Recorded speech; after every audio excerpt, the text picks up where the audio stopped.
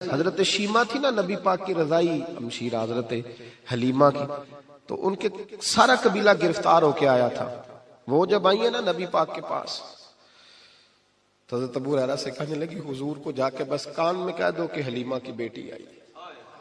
حضرت ابو ہریرہ کہتے ہیں حضور اتنی تیزی سے اٹھے کہ نبی پاک کی چادر بھی منبر پہ رہ گئی.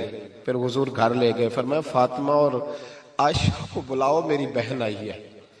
میرے محبوب کریم نے فرمایا تو اگر کہے گی نا تو میں تیرے لیے مدینے میں مکان بنا دوں گا، تو یہیں رہ جا. کہنے لگی نہیں محبوبہ واپس جانا. تو حضور سے کہنے لگی میرا سارا قبیلہ گرفتار ہے، اسے چھوڑ دیں. حضرت ابو ہریرہ کہتے ہیں ہر کام حضور نے مشورے سے کیا، پر جب بہن نے کہا نا چھوڑ دے، اور میں کوئی مشورہ نہیں، جیسے تو کہے گی ویسے ہی ہو جائے گا، جیسے تو کہے گی ویسے ہی ہو جائے گا، جس طرح تو چاہے گی. کون اشک شوئی کرے گا، کون بات سنے گا، کون دکھ کسی کے. پگلی بی بی پاگل عورت، دیکھے کبھی پاگلوں کو کوئی وقت دیتا؟ وہ پاگلوں کے پاس بیٹھا، میں بڑا مصروف آدمی ہوں، مجھے تو سیاںہ بندہ ملنے آئے تو میں کہتا مختصر بات کرنا. ایک پگلی بی بی آئی پاگل، حضرت انس کہتے ہیں آ کے کھڑی، کہنے یا رسول اللہ مجھے کام ہے. پاگل عورت. تو نبی کریم صلی اللہ تعالی علیہ وسلم نے کہا کیا کام ہے؟ تو اس کے محلے کے لوگ کھڑے ہو گئے، کہنے لگے حضور چھوڑیں یہ تو دیوانی ہے، ایسی ہی باتیں کرتی رہتی ہے. جناب انس بن مالک فرماتے ہیں حضور ناراض ہوئے، فرمایا تم سے بات کر رہی ہے کہ مجھ سے کر رہی ہے؟ کرنے دو باتیں. کیا بات ہے بتا؟ کہنے لگی حضور یہاں نہیں کرنی، میرے ساتھ آئے. نبی کریم اس کے پیچھے پیچھے چلنے لگے. جناب انس فرماتے ہیں کہ صحرا میں لے گئی، نبی پاک ریت پہ بیٹھ گئے، سامنے بیٹھ گئی. کہنے لگی حضور بچوں کو منع کریں، مجھے روڑے مارتے. فرمایا میں کہہ دوں گا، اب نہیں کریں گے. حضور میرے گھر والے میری بات نہیں سنتے. فرمایا میں سمجھاؤں گا. یا رسول اللہ یہ پاگل کہہ کے چھیڑتے. حضور نے فرمایا کوئی نہیں کہے گا، میں منع کر دوں گا. حضرت انس کہتے ہیں دیر تک حضور کو ریت پہ حضور بیٹھے. یار یہ بھی سنت ہے میرے نبی، صرف کھانے کے درمیان میٹھا کھانا ہی سنت نہیں میرے بھائی، یہ بھی نبی پاک کی سنت ہے، یہ بھی رسول پاک کا طریقہ ہے. نبی کریم نے دیر تک وقت دیا، دیر تک. کبھی ہستی کبھی رو دیتی. حضرت انس کہتے ہیں میں نے یہ انداز بھی دیکھا، جب وہ ہستی تو حضور بھی ہستے. کبھی کو پاگل کے غم سن کے بھی رویا. لیکن ایسا کوئی محبوب کہیں ہوگا نہ کہیں ہے، بیٹھا ہے چٹائی پہ مگر عرش نشیں ہے. میرے محبوب نے کھل کے باتیں سنی، کھل کے اپنی مرضی سے. کہنے لگی محبوبہ میں تھک گئی ہوں، اب آپ جائیں. حضور میں تھک گئی ہوں، آپ جائیں. نبی کریم اٹھے اور اٹھ کے فرمایا کسی کا خیال نہ کرنا، جب تیرا دل کرے دوبارہ آ جا. یار یہ حسن ہے، یہ وقار ہے کہ تو اشک شوئی کس طرح. میں نا ابھی انتظار کر رہا ہوں، میں ابھی انتظار کر رہا ہوں کہ ایم این اے آئے گا تو اس غریب کی مدد کرے گا. میں ابھی انتظار کر رہا ہوں کہ ایم پی آئے گا تو اس کی مدد کرے گا. میں ابھی انتظار کر رہا ہوں کہ بہت بڑا سیٹھ آئے گا تو مدد کرے گا. جب محلے کا اور گاؤں کا چودھری کسی غریب پہ ظلم کر رہا ہوتا ہے تو میں اپنے بچے کو کہہ رہا ہوتا تو نہ اس لڑائی میں جانا، ہمیں کیا لگے. تو کون پھر اس کا ہاتھ؟ ظلم پھر ختم کیسے ہوگا؟ پھر کیا طریقہ ہے ظلم ختم کرنے کا؟ جب کوئی ظالم کو ظالم کہنے کوئی تیار نہ ہو. وہ زمانہ جب نبی کریم صلی اللہ تعالی وسلم مکہ شریف میں اعلان نبوت فرمایا تھا تو سارا مکہ مخالف ہو گیا، سارا مکہ. ایک وقت عروج کا ہوتا ہے، ایک وقت ایسا ہوتا ہے جب غربت ہوتی ہے، ابتدا ہوتی ہے اسلام پر غربت کا زمانہ. قبیلہ بنو آراش کا ایک شخص مکے آیا، وہ کہتا ہے میں چھوٹا سا تاجر تھا. میری باتوں کی سمجھ تو آ رہی ہے نا آپ حضرات کو؟ جو نہیں بول رہے انہیں بھی آ رہی ہے. اللہ تعالیٰ آپ کو جزا دے. بس ایک دو بات اور عرض کرنی ہے آپ حضرات. حضرت طارق بن عبداللہ رضی اللہ تعالیٰ عنہ اس کے راوی ہیں، فرماتے ہیں وہ بنو آراش کا رہنے والا شخص آیا. وہ کہتا ہے میں چھوٹا سا تاجر تھا، بیوپاری تھا. میں گاؤں سے جانور اونٹ گھوڑے خریدا کرتا، مکے میں لا کے بیچتا، مدینے میں لے جا کے بیچتا، طائف میں. میں ایک دفعہ نا بڑے سرخ رنگ کے خوبصورت 2 اونٹ مکے لایا. میں مکے کے لوگوں کو زیادہ نہیں جانتا تھا، منڈی میں جو لوگ آتے جاتے تھے انہیں جانتا تھا، مال بیچ کے چلا جاتا تھا. آج میں مکے میں داخل ہوا تو ابو جال مجھے کہنے لگا یہاں ایک شخص نے دعویٰ نبوت کیا، اس کے قریب نہ جانا. میں نے کہا ٹھیک ہے نہیں جاؤں گا. میں نے اونٹ دکھائے تو ابو جال کو پسند آ گئے، سودا ہو گیا، اونٹ خرید لیے. وہ شخص کہتا ہے کہ اونٹ خرید کے نا تو کہنے لگا فلاں محلے کی فلاں گلی کے فلاں کونے میں میرا گھر ہے، کل آ کے پیسے لے جانا۔ کہتے میں اگلے دن پیسے لینے گیا تو کہنے لگا آج نہیں میرے پاس، کل آنا۔ میں اگلے دن پھر گیا پیسے، کہنے لگا نہیں کل آنا۔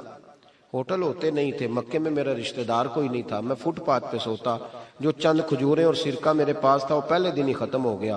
انویسٹمنٹ بھی ساری وہیں لگی ہوئی تھی، گھر میں بچے بچیاں انتظار کر رہے تھے، میں بڑا مجبور ہوا، تھک گیا۔ تیسرے دن میں گیا تو میں نے کہا پیسے، کہنے لگا کل آنا۔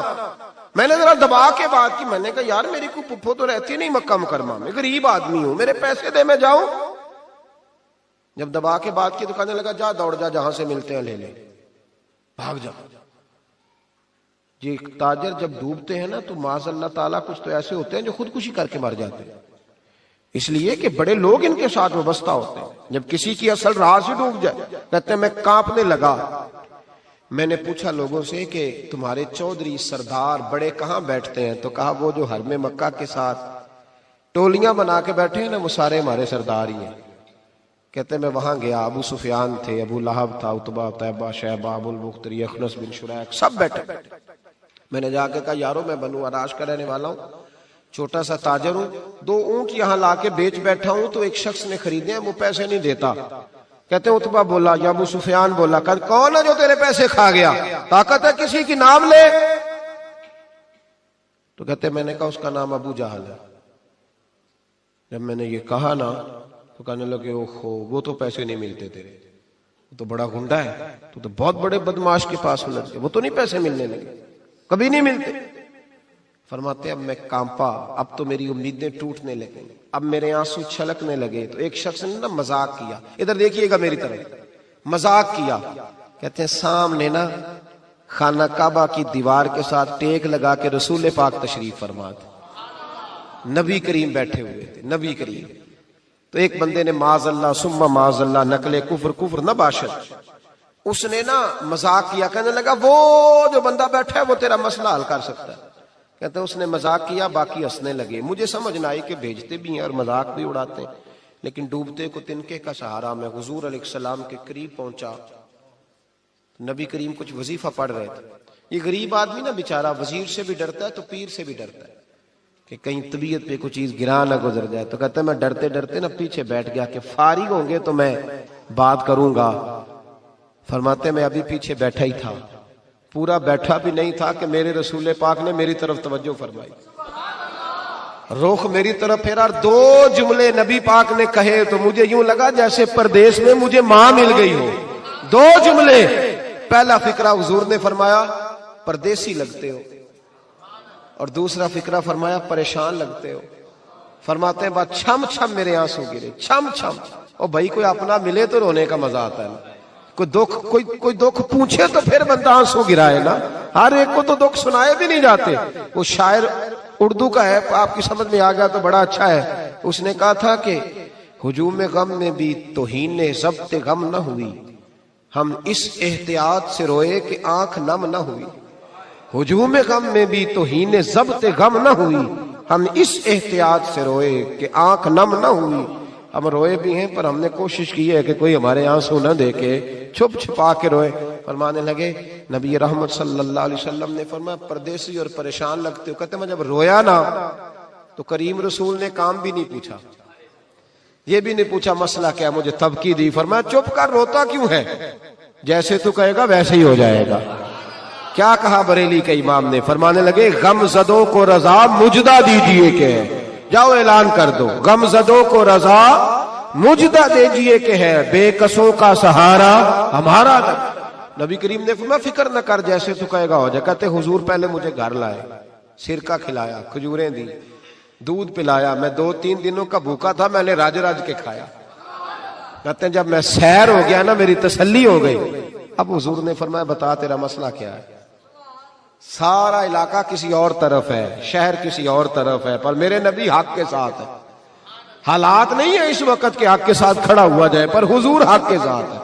میرے نبی کریم سید عالم صلی اللہ تعالی علیہ وآلہ وسلم نے فرمایا، کریم رسول فرمانے لگے کیا مسئلہ ہے؟ ابو جال پیسے نہیں دیتا۔ فرمایا اس نے کیوں نہیں دینے، دے گا پیسے، کیوں نہیں دینے پیسے؟ دیکھ کچھ لوگ نا کچھ لوگ شرافت کو بزدلی سمجھتے ہیں. وہ ایک درویش تھا تو کسی نے سخت بات کر دی تو کہنے لگا میرے ساتھ سخت بات نہ کر, اٹ سٹ تے پکھڑا کوار گندل اسی اور بھی بوٹیاں جاننے ہیں. اٹ سٹ تے پکھڑا کوار گندل تے اسی. اور اس کا ترجمہ اقبال نے بھی کیا. اقبال کہنے لگے ہو ہلکا یارا تو بریشم کی طرح نرم, پر رزم حق و باطل ہو تو فولاد ہے مومن. رزم حق و باطل ہو تو اشداء علی الکفار رحماء بینہم, کافر پہ سخت اور آپس میں رحم دل, یہ اصول ہے مومن کا. نبی کریم نے فرمایا کیوں نہیں پیسے دینے, دے گا. ان الذین قالوا ربنا اللہ ثم استقاموا تتنزل علیہم الملائکہ, جو رب کا نام لے کے ڈٹ جائے اللہ اس کی مدد کے لیے فرشتوں کا نزول فرما دیا کرتا ہے. نبی کریم علیہ السلام ساتھ چلے آہستہ آہستہ. اور بھائی کونسلر رکا بھی لکھ دے تو اس کی مہربانی. ویسے تو کونسلر کے دروازے پہ سویرے کو چلا جائے نا غریب آدمی, امیر آدمی پہ تو خیر پرچہ بھی ہو تو ایسا جو سب پوچھتے ہیں چوہدری صاحب درخواست آئی ہوتا کی کرنا ہے, تو غریب آدمی کو لے جاتے ہیں تو وہ پھر جاتا ہے بیچارہ کونسلر صاحب کے پاس, چودھری صاحب کے پاس. تو پھر اندر سے پیغام آتا ہے کہ چودھری صاحب ٹوتھ پیسٹ کر رہے ہیں. پھر پیغام آتا ہے کہ بریڈ گرم ہو رہا ہے. پھر پتہ چلتا ہے کہ اب اخبار پڑھ رہے ہیں. وہ غریب باہر بیٹھا ہے. پھر باہر آ کے پوچھتے ہیں گاڑی کرا کے لائے ہو, وہاں کیسے جانا ہے؟ وارث شاہ مان کری نہ وارثاں دا, رب بے وارثا کر کے مار دائی. بے پروائی ویک سجن دی جتھے کسے دی پیش نہ جاوے, اونے تاجاں والے در در رولے, تاجاں والے در در رولے تے منگتے آ تخت بٹھاوے. او سجنا کسے نو کارا مل دائی, کوئی کعبے او خالی آوے, ڈھار اس کی بے نیازی سے. اور بڑے بڑے حاجی نمازی, ناراض نہ ہونا میری بات, بڑے بڑے حاجی نمازی حق کی بات کرنی ہوتی ہے تو پیچھے ہٹ جاتے ہیں. ایک بابا بلے شاہ صاحب کی بات نہ کر دیں درمیان میں. بابا صاحب نے بڑا شکوہ کیا, کہنے لگے حج بھی کیتی جاندے ہو تے لو بھی پیتی جاندے ہو, حج بھی کیتی جاندے ہو تے لو بھی پیتی جاندے ہو, کھو کے مال یتیماں دا تے بھیج مسیتی جاندے ہو, پھٹ دلاں دے سیندے نہیں تے ٹوپیاں سیتی جاندے ہو, نفس تے چھری پھیر دے نہیں تے دمبے کیتی جاندے ہو, فرض پلائی بیٹھے ہو تے نفلہ نیتی جاندے ہو. او دسو تے صحیح بلے شاہ نو ایک ہی کیتی جاندے ہو, او کچھ دسو تے صحیح بلے شاہ نو ایک ہی کیتی. نبی کریم صلی اللہ علیہ وسلم نے فرمایا دینے کیوں نہیں, ہم حق کے ساتھ. حضور ساتھ چلے تو وہ شخص کہتے ہیں جب گلی میں حضور جا رہے تھے نا تو میرے دل میں خیال آ رہا تھا کہ وہ تو بڑا بدماش ہے اور حضور تو بولتے بھی دھیما دھیما ہے, وہ تو بڑا گنڈا ہے, اور میں 100 باتیں کرتا تو حضور ایک جواب دیتے, نیچی نظروں کی شرم و حیا پر درود, اونچی بینی کی رفعت پہ لاکھوں سلام. تو محبوب پاک کیسے بات کریں گے, وہ تو بڑا بے حیا ہے. لیکن کہتے ہیں سارے رستے حضور نے کوئی بات نہ کی, ککھ سواد نہیں مشری اندر, اسا کھنڈا بھی چک ڈٹھیاں, اینا ساریاں شیواں نالوں گلاں سجن دیاں مٹھیاں. یہ کس قسم کا عذاب ہے؟ جمعے پڑ گئے, ٹڈیاں آ گئی, یہ اللہ نے عذاب نازل کیا. جب وہ عذاب میں مبتلا ہوئے تو موسیٰ علیہ السلام سے کہا کہ آپ اللہ سے دعا کریں کہ ہم سے یہ عذاب ٹل جائے.